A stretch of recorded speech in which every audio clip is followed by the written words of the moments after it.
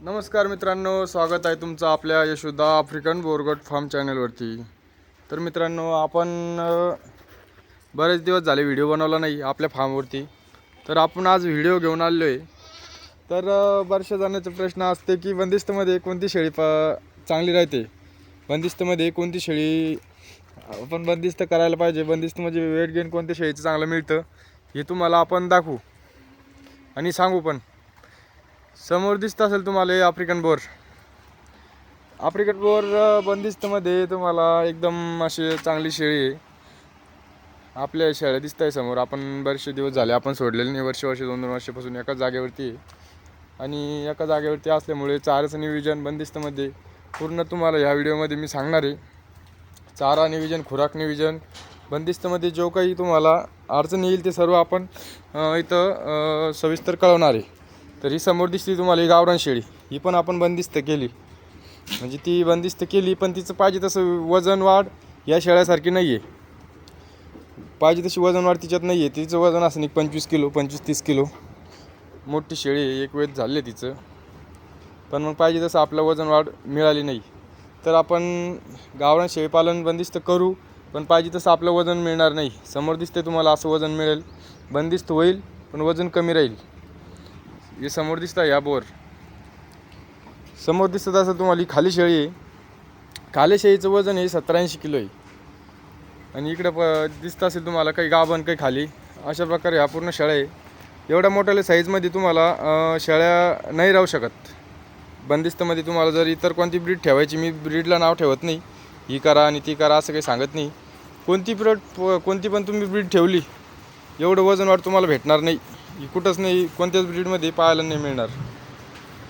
तर त्यासाठी तुम्हाला बंदिस्त कधी करायचं तर आफ्रिकन बोरच तुम्हाला करावं लागेल, कारण की बंदिस्तमध्ये आफ्रिकन बोरच ही व्हरायटी अशी आहे की बंदिस्तमध्ये तिचं वजन वाढी चांगली आपल्याला मिळेल आणि चांगल्या प्रकारे आपला फायदा होईल। कारण की बंदिस्तमध्ये आपलं काम कसं वाचतं माहिती आहे का, जिथं दिवसभर फिरस्ती शेळ्या मागं फिरावं लागतं, बंदिस्तमध्ये तसं नाही आहे।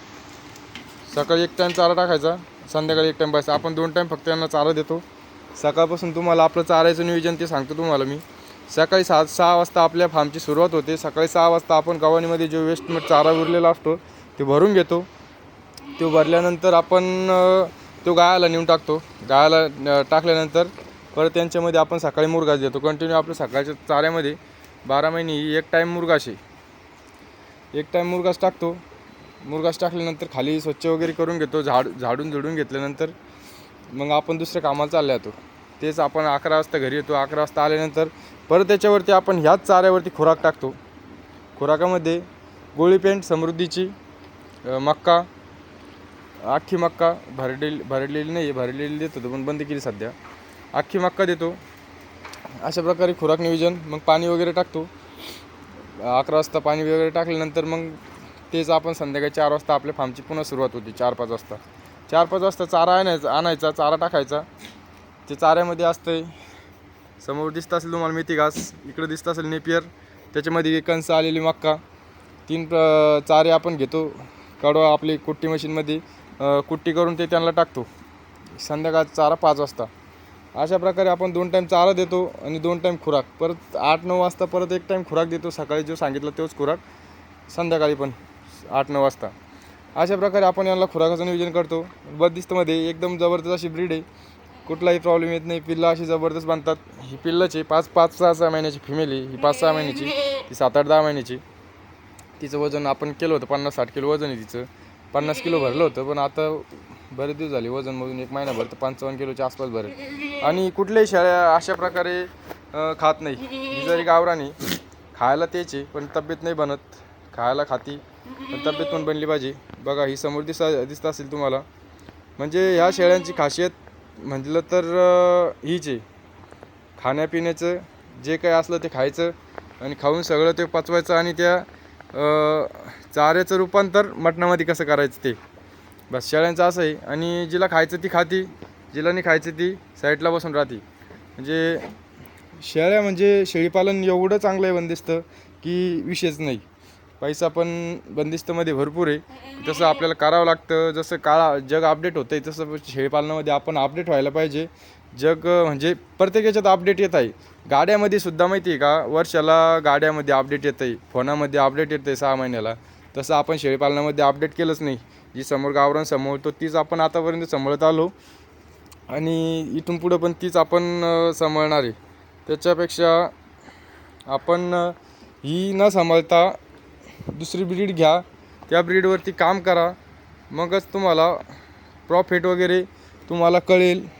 आणि जे तुमचे फिरून काय तोटे व्हायचे आणि बंदिस्त करून काय फायदे आहे, बंदिस्तमध्ये तोटे पण काय आहे, ते सगळं तुमच्या लक्षात येईल. आणि हे काम सोडून आपण दुसरं काम पण करू शकतो. हे असं नाही की शेळीपालन केलं आणि मग यांच्यापाशीच बसायचं. नाही तर फिरच ते शेळीपालन करा. एक माणूस त्यांना फिरवायला लागणार म्हणजे लागणार. यांना काही नाही, 2 टाईम चारा टाक, दिवसभर कुठं फिरा. कोणाचे कार्यक्रम आहे ते इकडे तिकडे जायचं काम तर माणसाला निघतंच. 2 दिवस जर दवाखान्यात ॲडमिट झालं तरी तर शेळ्याकडे कोणी राहत नाही. असे सुद्धा दिवस येतात आणि कोणते पण दिवस येऊ शकतात. शेळीपालनामध्ये तर काही पण होऊ शकतं, माणसाला काही पण होऊ शकतं. त्याच्याकरता बंदिस्त शेळीपालन करा. कुठलीही ब्रीड ठेवा, पण वजन वाढणारी ब्रीड ठेवा. वजन वाढलं तरच ते मटणाला पुढं चांगल्या प्रकारे विकतं.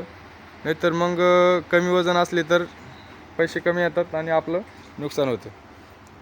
त्यासाठी आपण चांगलं संशोधन करून चांगल्या प्रकारे माहिती घेऊनच चालू करायला पाहिजे. धन्यवाद. तुम्ही आपल्या इंस्टा ID वरती जा. इंस्टा ID विशाल शेठ 1313. तिथं पण व्हिडिओ बनवलेले चांगल्या प्रकारे.